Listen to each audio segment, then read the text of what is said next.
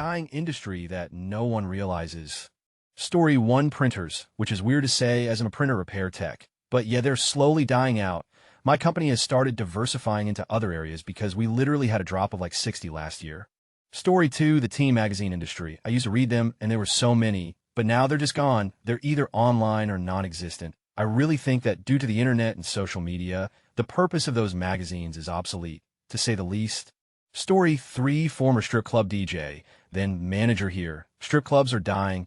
Hip-hop keeps the strip club industry alive right now because it's great for your Instagram to be throwing money at the stage while Future mumbles over the PA, but it's a whole lot different to be an entertainer now.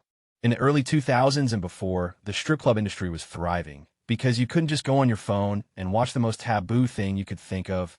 You had to get in your car and spend a whole lot of money on dancer after dancer after dancer before you found someone who was okay with you thinking she looked like, for instance, your granddaughter. Unfortunately, that came up a whole lot more than you would think. But if the girl was depraved enough to act out that fantasy, she has a customer for life. Now, every pervert that wants to see something taboo just needs to go to the hub and look through videos till they see whatever entices them. It's also getting safer for the workers, which is nice because they can get their of and not have to pay house fees, DJ fee, house mom fee. Add all that to economic issues and the shutdown. I went from $85,000 a year to $28,000 a year because I had to change industries. Your local satin doll, or bazookas, just isn't going to be around too much longer. Story 4: Function halls. We've had 3 close in the last 4 years, and COVID isn't helping. Most people just have events at really nice hotels or have smaller weddings at barns, etc. Story 5: Standardized test companies. There are many of them because they used to send out tens of thousands of paper copy tests. School districts are leaning more towards online testing, meaning one company can cover hundreds of thousands of people. Story 6: Drive shaft repair balancing. The one repairman we had in the city closed his doors because he had a high demand, but no one else works there, and no one has the patience it takes to learn it and do it. He got tired of his customers not being patient enough to sit on his wait list. Story 7: Radio. Remember, when we waited for our favorite songs to come up, waited for shows and gossips on them, or their top 10 songs chart. These days are gone. Story 8: Priesthood. I had this conversation with my devout Catholic mom. My uncle, a priest, was unable to take vacation 3 years ago because they didn't have coverage for services. I mentioned that until they have more updated rules regarding priest's ability to marry or women able to hold mass, this is going to keep happening. Story 9: Beekeeping. Beekeepers are older and retiring. Young people are saddled with debt and are not interested in so much work. Also problems such as bee colony collapse disorder, taking out over 20 of beehives. Beekeepers can make over $100,000 a year, by the way. Bees are essential to agriculture that would most certainly be in demand. Update: thanks for all the comments. I was told this info by an old beekeeper in California. Honey sales are only part of the business. The money is made by renting your beehives to farmers. Plants must have bees for pollination. Your actual work is loading and unloading beehives and traveling 100 miles up and down your state and setting out beehives. No, the passive income. Setting up a few hives behind your apartment is not going to make you rich. It is a business, an investment is at risk, and it's hard work in the hot sun. My personal opinion means nothing. Talk to your county agriculture agent or any farming people you can find. They're all friendly folks and can give you some idea what the needs are. State universities have agriculture departments. They will have good information also if this post inspires you in the future. Best of luck. Story 10: Casual cameras, especially digital cameras. Smartphones generally have a similar quality, and you already have one. They have integrated flash drives anyway. You don't need to own a camera to take pictures. The casual market for them will die. Obviously, professional cameras will still be around, but they're an extreme niche. You won't buy a several $1,000 camera to take vacation pictures. Story 11: Also, one no one thinks of as arcade game technician. There are already very few of these around, and it's a dying breed. I know a few, and they're older and ready to retire, and there really aren't any that are young. If there are some that are young, we're talking very few and far between. This was a very common job in the 1980s when arcades were booming. Someone had to keep the machines running. It's also very difficult to become an arcade game technician. You can't exactly go to school for it. There's probably only one traveling school in the USA that teaches this sort of thing. And even now, it's more like being a casino slot machine technician. If you want to learn old school arcade game repair techniques, you have to find someone who is older who is willing to teach you. And that will be very difficult. Story 12: In dry areas, like the vast southwestern part of the U.S., for instance. The whole lawn care industry is in for a shutdown. Say goodbye to lawnmowers, leaf blowers. Say hello to beautiful yards with native plants that are much better for the environment. Story 13, academia. It seems huge now, but that's because it was built up so much during the baby boom and economic boom of 81 to 2008, but it's facing a demographic cliff in the next 10 years. The number of college-age people will shrink for the first time in a very long time. Tenure professors are being replaced by short-term gig workers. There is a huge oversupply of people with PhDs. The bubble is already deflating. Story 14, cable. A lot of family members of mine, even older ones, have not been using cable because they can just watch Netflix, Disney, Amazon Prime Video, Hulu, Peacock, and Crunchyroll. Other than that, we only generally watch the news. Story 15, cashiers in front of house. I checked into a BB and never saw a representative the entire time I was there. Was given a code to my room via text after checking it online. Never saw a soul. In the supermarkets in England, there are 5 times more machine for checking out your shopping than human cashiers. Story 16, I think the funeral business has priced themselves out of the market for the traditional embalming and burial that costs 5 figures. I know some conservative, religious family members that opted for cremation just because of the cost. Story 17, it shouldn't really be a surprise because retail itself is dying. But phone shops, I used to work at a flagship store and our target stayed more or less the same for 3 years. However, each month it got harder to hit. People know they can go online, be confident that they're not getting tricked into something additional they don't want, and in some cases, get a significantly better deal. I'm traditionally someone that likes to shop in person, particularly with clothes and electronics. COVID has killed my appetite to go to large indoor shopping centers or be confined in smaller spaces with strangers. So now I only shop online. Had it not been for the pandemic, I'd probably still be shopping in person. Story 18, quality, durable furniture. You ever talk to your grandparents about some of the pieces of furniture in their house? And some of them have an extensive history in the family, like a glass-top coffee table or a nice oak table and chairs. That's because we used to make furniture in America that actually withstood the test of time. When you bought furniture, you weren't buying it just for yourself, but to also pass down through generations because the quality was that good. My grandparents' original dining room set sits in my house now, and the thing is almost 70 years old. We don't make furniture like that anymore. Not because the industry didn't want to, but because disposable furniture became the new norm. Not only is it cheaper, but nobody wants furniture that they have to look after and store and figure out how to move across the country. They want a quick setup and to replace in 5 years. This creates 2 problems. 1, furniture isn't nearly as durable as it used to be. It doesn't have to last a lifetime. It only has to last for a couple of years, and you'll replace it anyway. This leads to obviously worse quality being used, which in turn leads to furniture that could be damaged easily, or it is not safe. Look up IKEA dressers and how often they fall on top of children for a small case study in this too. Back to worse quality means more furniture means more. Simply by replacing furniture more often, we are consuming higher and higher amounts of lumber to build these products. As you can imagine, this leads to higher rates of deforestation in places you wouldn't even think of, like the protected forests of Sweden or Romania. So, not only are we taking worse quality than what is available, we are also encouraging the illegal removal of it from protected lands. This is going to get buried in the comments, but it is something that I don't think even one of the population of America is aware of. Our desire to break away from sturdy, well-made furniture in favor of convenience has effectively killed the American furniture industry and put us on a road towards higher deforestation rates and less safety in our own homes. Edit spelling. Story 19, neon signs. There used to be a neon sign on every business, but neon signs are full of chemicals, some rather dangerous like neon, argon, and mercury. Not to mention they could be a fire hazard and very inefficient with electricity used compared to LEDs. In fact, in America, a lot of places have made them illegal or at least changed building codes to no longer allow them. I'm in the business and have friends that went to school for neon bending. It requires a lot of chemistry that are now struggling. Story 20, I'm a journalist. Everyone makes up their own reality now. Facts are infinite in supply. Mostly because no one believes in truth, or at least not enough to pay for it. 2, AI is gradually taking over. 3, the industry has yet to figure out how to make the internet a business asset, broadly speaking. Story 21, auctions. I grew up in them, and our family business was hauling merchandise to auctions. It slowed down so much we had to quit. Auctions have typically mostly relied on snowbirds, but it's just really died down. Not many young adults go. I don't see them lasting much longer besides online auctions and vehicle auctions. Just my personal take. Story 22, independent garden supply stores. Many of them are mom and pop businesses that have been around a long time, but unfortunately their land is more useful for yet more condos and expensive apartments. And people seem to rather go to Home Depot to get their plants and trees. I try to support them whenever I can, but they're becoming less and less competitive against big box stores.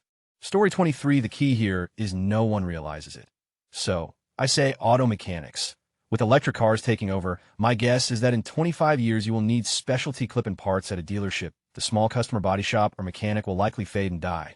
Story 24, business professional menswear. The execs at my company are old conservative white men, so they still wear suits every day and expect others to also. But my friends who still go to an office have casual or business casual dress codes, and several more are fully remote now.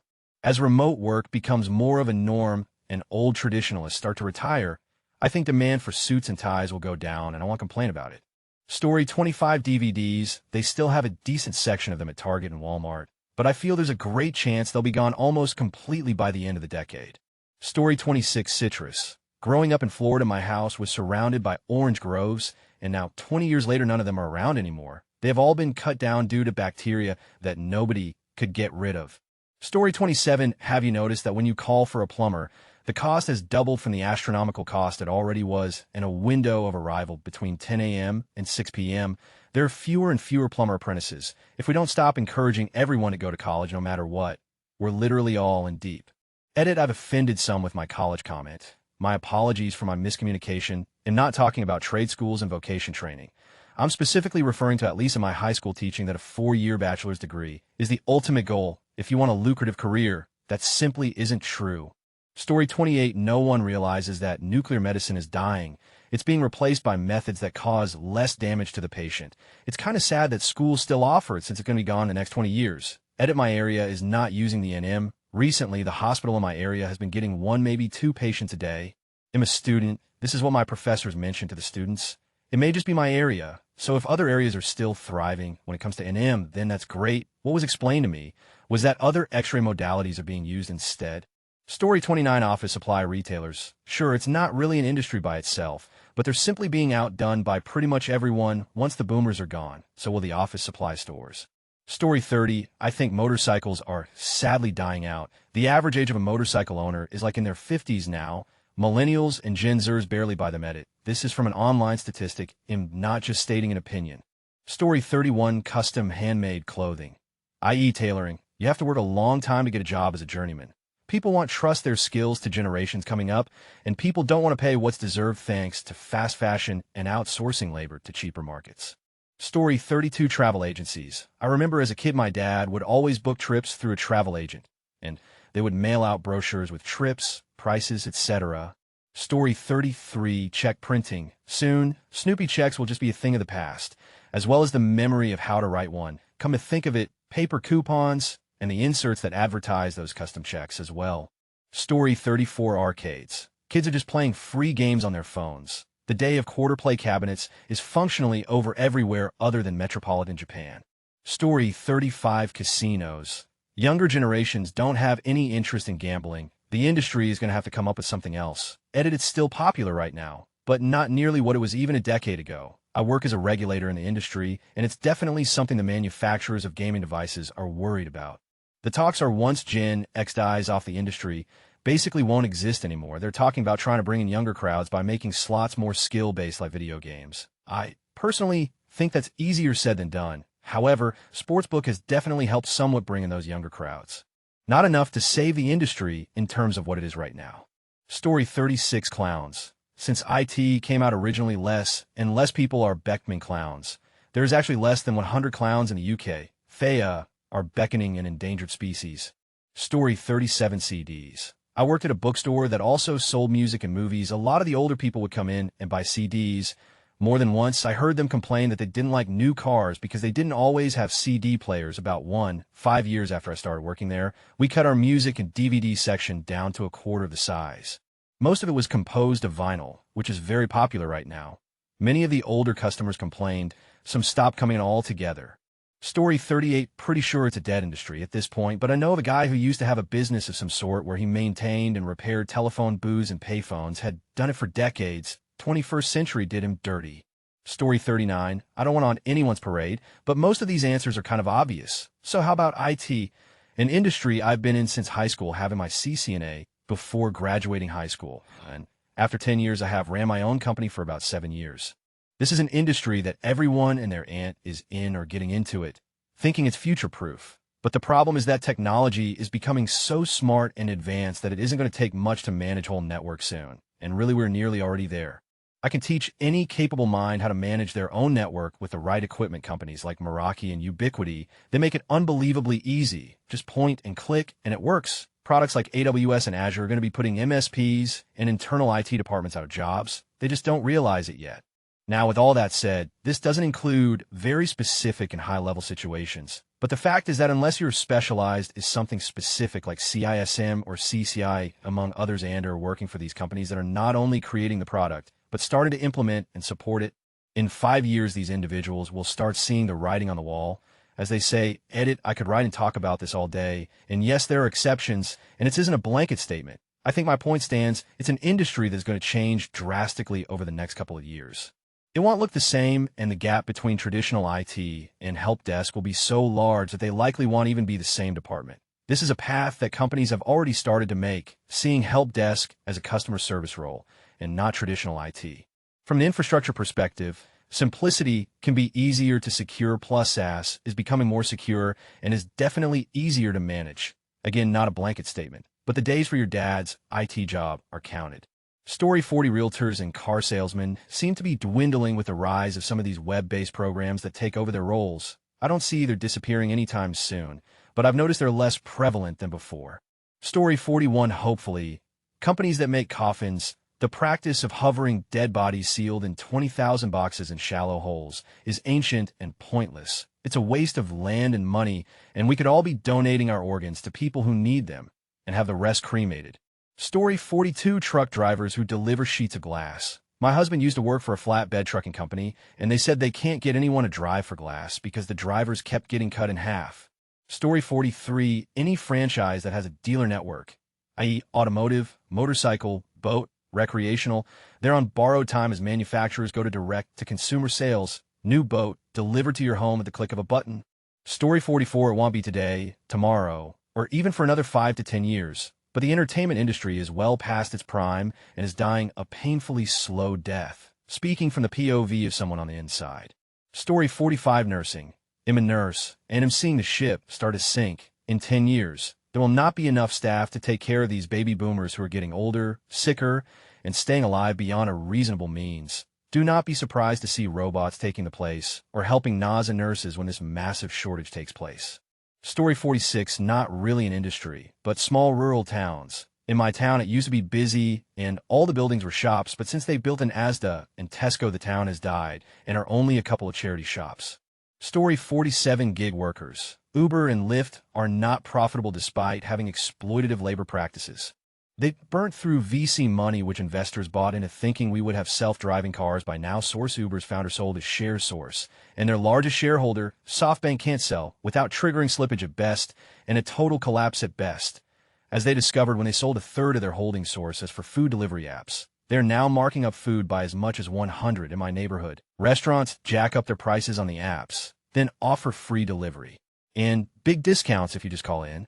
Edit the jack up prices, not jack you edit. Uber burnt through their VC money before going public. Added sources PS. I forgot to mention, if you live in a city that has or still had cabs, try the Curb app. It basically lets you use cabs as an Uber, charging you cab rates, which with recent Uber and Lyft prices increases are often the same or cheaper. Also, you can use the app in most cities with any cab you hail on the street. It's basically a more functional ride-hailing service and worth a try. Story 48, in-person auto sales. Everything I need to know is on a website somewhere, and you're not going to sell me on what I don't want. If I have to be in person, go to CarMax. No haggling bullshit, and in and out in 2 hours tops. Plus, they order my plates and all the other I don't want to deal with. I used to work car sales and can't stand salesmen. Story 49, a lot of people here post jobs or industries that are already dead, or it's super obvious that they will die out. What most people haven't realized is that how our food is produced will change so drastically that normal farmers will die out. It will be much faster and cheaper and much more environmental friendly to produce most of our food in buildings vertically. The sector will blow up as soon as we have solved the energy crisis. For the consumers, it's a good thing. Better products that are cheaper, farmers obviously will dislike it, but there's nothing they can do about it. That just sums up the basic info. The whole thing is very interesting and is influencing a lot more than just farmers. but from a job perspective, they will have the biggest impact. Story 50, the recording industry. Not the music industry, where of course things are generally good for people who can make money, but the amount of people who can make money, bands, artists, recording engineers, studios, is getting smaller and smaller. There used to be much more business, but since home recording technology has become so much more accessible, and the professional technology easier to use, less people like voiceover artists, singer-songwriters, or even bands go to professional studios. And because of this, those studios need fewer people for the job. Story 51, professional live theater, stagnant poverty-level wages, a highly dysfunctional union, and shrinking audience bases paired with the year-long total closure of live events during the pandemic has already put many theaters around the country on life support. If you have a professional theater in your town and like theater, support them. They desperately need it. Story 52, microchips. One of my good friends works for a microchip manufacturer. They can't replace their tools because support for those tools ended in the 90s. The current shortage is for nanochips. Story 53, long-haul trucking, industrial assembly, simple food preparation, inventory sorting and storage, and packaging and packing. All of it will be automated within 25 years. Story 54, farming. In the 1980s, about 20 of the U.S. population was farming. Now it is less than 2. The average age of a farmer is over 60 years old, but there are such terrible systemic problems within agricultural that the barriers to enter are often too great to overcome for new and beginning farmers. Land and equipment are the retirement plans of all of those 60-year-olds, and that's why we have seen so much of the amazing farmland turn into Amazon warehouses, Lehigh Valley, and PA. It's a really bad problem that people are used to cheap food in an economy built off the back of slavery and then migrant labor, which has kept prices down, but not necessarily profits in line with inflation for farmers, which leads to selling the farm to developers. So raising the price of food would give a shot to honest producers and let young and beginning farmers potentially overcome the outrageous real estate prices for fertile soil and equipment. But the public already thinks food is too expensive, but will pay $1,000 for an iPhone every year. LOL. The estimate is that we are threatened to lose 100 million acres of farmland in this decade. Maybe that was 2010 to 2020, but the trend definitely hasn't rectified itself. It's pretty scary to be able to see how precarious the situation is, and hardly anyone recognizes it because of how easy food is to access for most of the USA. I wouldn't be surprised if we saw a food squeeze similar to the supply chain problems of the pandemic in the next decade if things keep progressing like this. Story 55, fishing industry is going down hard. Ton of types of fish are going down. Cod is mostly twice frozen out of Russia. Perch used to be yellow lake perch or bust. Now it's Euro pike, zander, white lake perch, or walleye. Some places are using sway for whitefish. I'd stay away from fish for a while. The stuff they're catching is most likely weirdo fish by this point. If it's farm-raised, you're fine, but expect more Chilean sea bass, sway, pollock, and other economy fish to take over the market. Story 56, journalism. As in, people having to go somewhere or talk to someone to obtain information. Now, I'm going to oversimplify things to get my point across, but nowadays, companies and institutions distribute their press kit to a few media outlets, while the rest of the websites copy the information, translate if needed, and just give their article a clickbaity title. There ain't research involved anymore. Story 57, bookstores, and I guess printed books in general. I rather read printed copies, but statistics have shown that ebook sales are rising. So once it becomes non-profitable to print books, they just move to ebooks. Story 58, cashiers. McDonald's, Walmart, the grocery store are all going to replace them, followed by shelf stockers, followed by warehouse workers. Soon Rana work would be Renault work. Seriously, Ubi will need to be a thing in the near future. Story 59, magazines. Not just print, but online. Everyone just watches their phone while waiting for a turn and does not need specialized publications when massive communities exist. Heck, Twitter, Reddit, TikTok for younger people, FB for older people, YouTube with the comments, which I feel inspired. Reddit and Google are where nerds get their news, and others get the latest gossip and celeb photo shoots. So even traditional websites like IGN might not really have their future secured. Sadly, the unique culture of fan sites and forums also seems to be on the decline, replaced by massive social networks which update their UIs quicker for usability and are designed to be more addictive. Story 60, unfortunately, the radio. Now, I think we can all agree that pop music radio is pretty overrated, but I can't overstate the importance of public radio and how I hope that it continues into the future. It's accessible to the general public for free, publicly funded, usually has some state affiliation, and generally less biased than television news. It's basically a free newspaper on the air, Plus, it usually features entertaining shows in the off hours. I grew up with my parents listening to it all the time. I'm in my early 20s now and almost exclusively listen to it in the car. People call me an old man, but oh well, it seems like every year the funding drive lasts longer and longer and people give less and less. Story 61: Cannabis in legal states. All the small farms are being bought up by big conglomerates and being turned into factories. It's almost impossible to get into the industry as a business in established states. Unless you can throw down a ton of money. Really sucks for the consumer, as quality typically is the first to take a hit. Story 62. Amateur will always exist, but it baffles me how porn stars still get paid. Where does the money come from? Who still pays for any business that relies on walking traffic? Once self-driving cars take over, people will be less likely to stop places on impulse. Story 63: Realtors. 30 years ago, they were the only way to find out what was for sale, asking price, etc. With the ease of websites like Zillow and Realtor.com, finding what is for sale, comparables, etc. is accessible to anyone. Realtors are now used basically because people want the peace of mind of having someone walk them through the details of likely the largest purchase they will ever make. Eventually, people will realize what a ripoff it is paying $20K for someone to walk them through a transaction. Story 64: Ceramics. In olden days, people would buy handmade goods like pots and plates and clay tiles. Now, where cheaply made, machine-manufactured dishware is the norm, people don't realize an entire industry is going out of business. Story 65: Florists. As someone who worked in the floral industry for a little over 6 years, it just isn't jiving with the younger crowd. Younger people, I'm in my early 20s, just don't appreciate the idea of sending someone flowers for special occasions. It used to be a big business back in the day. The first shop I worked at had been open for 50 years, and there's another 2 floral shops on the same street. But within the time frame of me working there, 2 shops closed, and we decided to rent our storefront and work out of the back. So we had some extra income. The community is older, so there's still quite a few everyday orders, but it's nothing compared to what it was back in the day when it first opened in the 60s. It's honestly kind of sad because flowers really do brighten people's day, but lots of people think they are a waste of money. And honestly, I don't blame them because the wholesalers have increased their prices so much that it can get outrageously expensive. But that's a different conversation. There will always be weddings and events, but even those are dwindling. If you've read this far, then you're a trooper. So go order something from your local florist and get something beautiful. Story 66: The 247 news industry. Ratings are down for the 247 news cable networks, and thank God for it. All of them, by the way. So if you're a clown to the left of me, or a joker to my right, and not making a political statement here, they have to constantly create storylines or try to add variants, GD right, that was on purpose, to the existing. It's not news, and more people are truly waking up. Story 67: Professional photography.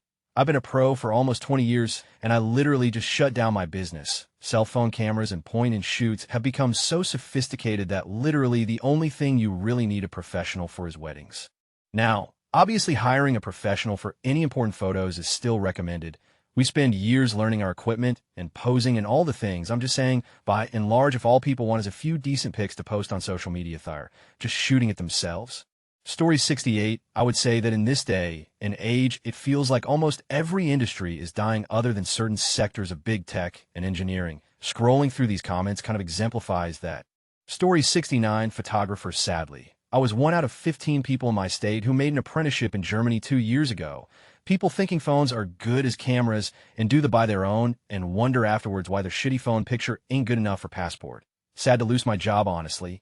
Story 70: Workers. Them VR and dolls getting real. Bro, everyone seems to have just read the question as what's a dying industry. Most people realize that malls, print media, local newspapers, radio, etc. have been dying for years. Story 71: Amusement parks. Attendance was dropping steadily before COVID. They are incredibly expensive to maintain with high liability, massive overhead, and high costs coupled with people staying home might be the quiet death knell. Story 72: Printers. I got my certifications for printing presses, printing machinery, binding machinery, other random machinery, and online graphics in high school. But the field is dwindling. I meant to use it as a backup plan, but everything is moving online. I had to expand on my online graphics abilities to be able to do any work at all. Nearly everything is online now. Story 73: Honestly, touched rehab fields for elderly folks, adults like grandma broke her hip and has to go live at home now rehab, or dad had a stroke, etc.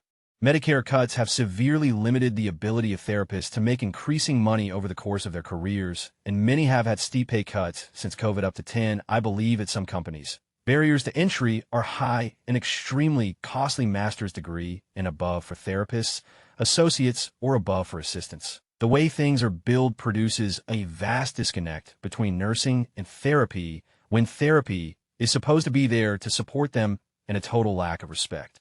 Productivity expectations are insane, and there is significant pressure for therapists to violate ethical boundaries.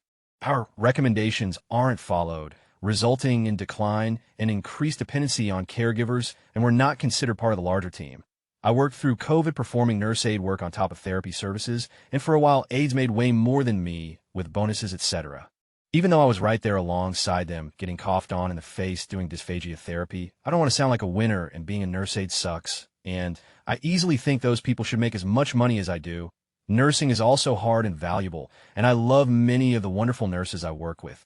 I just think we're facing different pressures that mean that neither department is benefiting from the other in many cases. It's not that there won't be a need for these services, and we won't be replaced by robots, as it's not possible. But I do think that these jobs are going to be devalued over time to the point that it will be more widely understood they are unattractive fields for people to enter if they value work-life balance. Ethics or financial stability, in the same way that social work is generally understood to be criminally underpaid and unappreciated, to the point that these services are frequently extraordinarily difficult to obtain for the people who need them. Story 74, it pains me to say this as a huge fan, but horse racing, it gets more TV coverage than ever, but fans are dying off more quickly than they are being replaced. People prefer to get their gambling fun from slots or lotto, or betting on sporting events. With those things expanding, the legal, somewhat monopoly horse racing has gone away. The take is so large on horse racing because you actually need to use gambling revenues to pay the salaries of workers and feed and house the horses. All the take on sports betting goes to the house because the athletes are already paid by TV and gate revenue. Along with ever-increasing animal rights activism, coupled with the aforementioned waning interest from the public, I'm not optimistic for the future. Story 75, corporate workers having to go into the office to sit at a computer for 8 hours. WFH is the single best thing to come out of the pandemic. Change my mind. Story 76, I feel like the gaming industry is due for a crash within the next 10 years. Might need to happen to scare away all the corpos and shareholders ruining it. Story 77, aviation industry. Innovation largely has stalled. A large chunk of pilots are approaching mandatory retirement age, and the cost of training and the 1,500-hour minimum has bottlenecked any fresh blood entering the system.